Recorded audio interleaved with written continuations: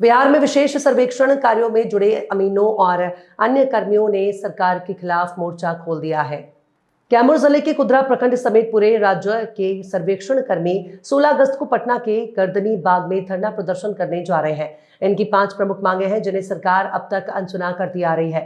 विशेष सर्वेक्षण अमीन मोहम्मद दिलनवाज आलम ने JNN news TV channel के माध्यम से अपनी मांगों को सामने रखा।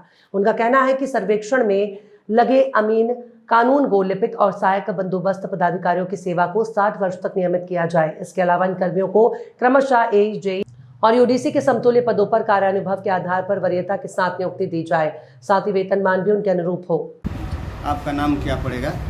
मेरा नाम मोहम्मद दिलनवाज आलम।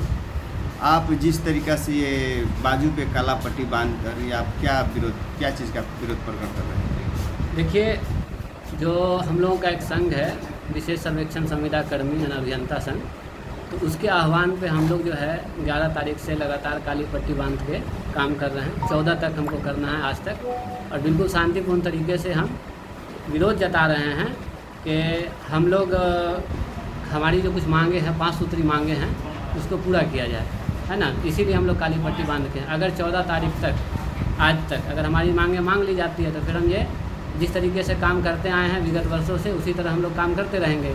लेकिन अगर हमारी मांगे को नहीं माना जाता है। आपकी मांगे क्या हैं? कौन सी? हमारी 5 सूत्री मांगों में सबसे पहला ये है कि हम लोग को या तो 60 वर्ष किया जाए संविदा को, या फिर उसको नियमित किया जाए, है ना। दूसरी मांग ये है कि जिस योग्यता पे हमारी भर्ती की गई है उस योग्यता के आधार पर हमारा वेतनमान होना चाहिए।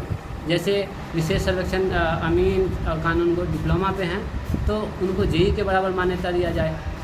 जो सिविल प्रभारी हैं सहायक सिविल बंदोबस्त पदाधिकारी, तो उनको क्या है AE के बराबर उनको वेतनमान दिया जाए। तीसरी मांग हमारी ये है कि जैसे हम लोग का PF कटता है तो सरकार का कोई अंशदान नहीं है, दोनों तरफ से अंश हमारा ही काटा जाता है। तो एक अंश जो नियमित लोग होते हैं उनको एक अंश सरकार देती है, एक अंश कर्मी का कटता है।